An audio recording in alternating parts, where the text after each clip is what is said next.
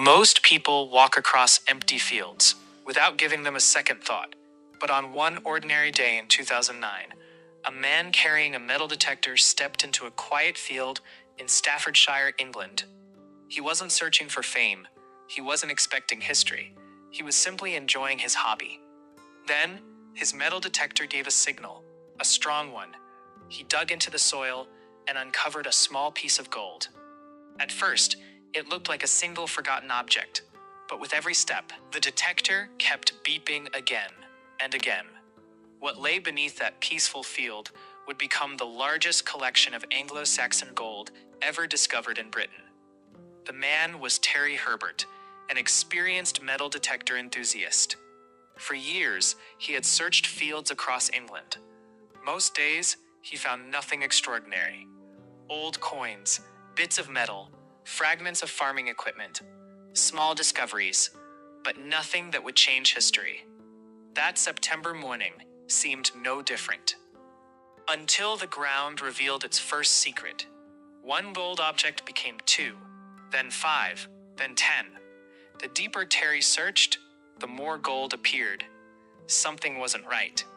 Ancient treasures are rarely found in such numbers. He quickly realized this wasn't a lucky find. It was something far bigger. Instead of digging everything himself, he did exactly what responsible detectorists are expected to do. He reported the discovery. That decision changed everything. Soon, professional archaeologists arrived at the site. They marked the field into careful excavation squares. Every handful of soil was examined. Every discovery was recorded. Within days, it became clear they weren't excavating a single object. They were uncovering an enormous hidden hoard. The numbers kept rising, hundreds of gold pieces. Then, thousands. Even the experts struggled to believe what they were seeing. By the end of the excavation, more than 3,500 gold and silver objects had been recovered. Most were over 1,300 years old. Many had once decorated swords, helmets, and other high-status military equipment.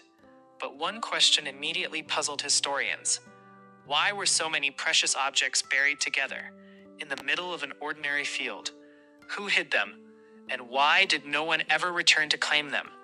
The answers would take us back to one of the most violent periods in British history. As the excavation continued, the discoveries became even more astonishing. Gold fittings, silver ornaments, beautifully decorated weapon pieces were appearing one after another. Every artifact was photographed, carefully cleaned, and cataloged. Soon, archaeologists realized they weren't looking at ordinary jewelry. Most of these objects had once belonged to elite Anglo-Saxon warriors. This wasn't someone's personal savings. It was something far more important. To understand the treasure, we first need to understand its owners. More than 1,300 years ago, England wasn't one united country. Instead, it was divided into powerful Anglo-Saxon kingdoms. Kings competed for land. Warriors fought for honor. Battles shaped the future of Britain. Weapons weren't simply tools of war. They were symbols of power, status, and loyalty. Every golden decoration on a sword told the world who its owner was. Then, researchers noticed something unusual. Many of the gold objects had been carefully removed from weapons. Sword hilts, helmet decorations, and precious fittings were separated from the iron blades they once belonged to. This wasn't random damage caused by time. It appeared deliberate. But why? That question would become one of the greatest mysteries surrounding the Staffordshire Hoard. Historians have carefully studied the evidence. One leading theory suggests the treasure may have been war booty. After a major battle, victorious warriors could strip valuable gold from captured weapons. The precious decorations were worth keeping. The damaged iron blades were often left behind. However, no written record tells us exactly what happened. The true story remains unknown. If this really was war treasure, another mystery remains. Why hide thousands of priceless objects, only to leave them behind forever? Was the owner killed before returning? Did political events force someone to flee? Or was the treasure intentionally hidden during dangerous times? Archaeology can reveal extraordinary evidence, but sometimes history refuses to reveal its final secret. As experts continued examining the hoard, they made another remarkable discovery. They found something that didn't belong on a battlefield, something beautifully crafted, something deeply personal. And it would completely change the way historians understood this extraordinary treasure. As conservation experts carefully cleaned each object, one discovery stood out. Among the thousands of military artifacts, they found a delicate strip of gold, tiny, beautifully crafted, and covered with intricate Latin lettering. This wasn't part of a weapon. A message written more than 1,300 years ago. For a moment, it felt as though someone from the Anglo-Saxon world had spoken directly to the present. Researchers translated the inscription. It came from the Bible, a passage connected with protection in battle. To Anglo-Saxon warriors, faith and warfare were closely linked. Many believed that carrying sacred words into battle offered divine protection. The discovery revealed something important. The Staffordshire Hoard wasn't only about wealth. It also reflected the beliefs, traditions, and spiritual world of the people who owned it. The closer experts looked, the more astonishing the craftsmanship became. Tiny gold filigree, intricate garnet decorations, patterns so detailed they could only have been created by highly skilled craftsmen. Every piece represented hours, perhaps weeks, of careful work. They belonged to people of exceptional status. Kings, nobles, or elite warriors. Yet one mystery refused to disappear. If these treasures were so valuable, why bury them in an open field? Historians have proposed several possibilities. Perhaps the owner intended to return, but never did. Perhaps war changed everything. Or perhaps the treasure was hidden as an offering during a time of great uncertainty. The archaeological evidence cannot confirm any single explanation. And that mystery remains one of the hoard's greatest fascinations. Before 2009, historians already knew the Anglo-Saxon kingdoms possessed extraordinary wealth. But the Staffordshire Hoard changed the scale of that understanding. Never before had Britain revealed such a vast collection of Anglo-Saxon gold and silver. Every artifact added new information about warfare, craftsmanship, religion, and the people who helped shape early medieval England. It became one of the most significant archaeological discoveries in modern British history. But perhaps the greatest surprise wasn't what archaeologists found, it was what they didn't find. No human remains, no buried king, no ancient fortress, only the treasure, alone, silent, waiting beneath an ordinary field for more than 13 centuries. And even today, it continues to ask a question no one can answer. Who buried Britain's greatest hidden treasure? As months of research turned into years, the importance of the Staffordshire Hoard became impossible to ignore. This wasn't simply Britain's largest collection of Anglo-Saxon gold. It was a discovery that transformed how historians viewed early medieval England. Each artifact revealed new details about warfare, craftsmanship, religion, and the people who once ruled these lands. The treasure wasn't changing one chapter of history, it was rewriting several of them. Experts were amazed by the incredible quality of the craftsmanship. Delicate gold filigree, brilliant garnets, and remarkably detailed designs had survived for over 13 centuries. Every piece reflected extraordinary skill. These craftsmen worked without modern machines, yet their precision continues to impress experts today.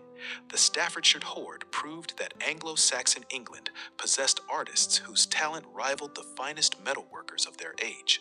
But sometimes, the most important clues are the ones that aren't there. Archaeologists found thousands of gold and silver objects, yet they recovered very few complete swords, almost no complete helmets, very little everyday jewelry. Most of the treasure consisted of decorated pieces removed from military equipment.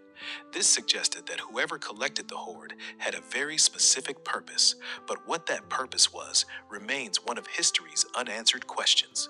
Over the years, researchers proposed several theories. Some believe the hoard represented war booty collected after great battles. Others suggest it may have been hidden during a time of political danger.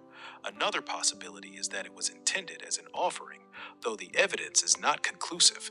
What makes the Staffordshire Hoard so fascinating is that every theory explains part of the story, but none explains all of it. Today, the Staffordshire Hoard is recognized as one of the greatest archaeological discoveries ever made in Britain. Its artifacts are preserved, protected, and carefully studied, not simply because they are made of gold, but because they preserve the story of a world that shaped the future of England, a world filled with powerful kingdoms, skilled craftsmen, and mysteries that continue to challenge historians even today. More than 1,300 years have passed, yet one mystery still remains. Somewhere, a person carefully buried Britain's greatest Anglo-Saxon treasure, then disappeared forever. No name, no written record, no final clue, only thousands of golden fragments waiting silently beneath a quiet English field until one ordinary metal detector changed history forever. At first glance, the Staffordshire's hoard looks like an extraordinary collection of gold, but archaeologists see something very different. Every artifact tells a story, a craftsman patiently shaping gold into intricate designs, a warrior carrying a decorated sword into battle, a kingdom rising, fighting, and eventually disappearing into history. These weren't simply treasures, they were fragments of real lives, preserved for more than 13 centuries. Today, the Staffordshire Hoard continues to be studied by archaeologists and historians.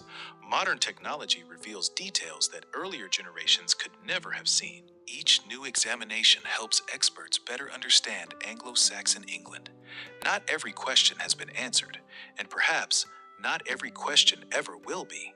That uncertainty is exactly what keeps this discovery so fascinating.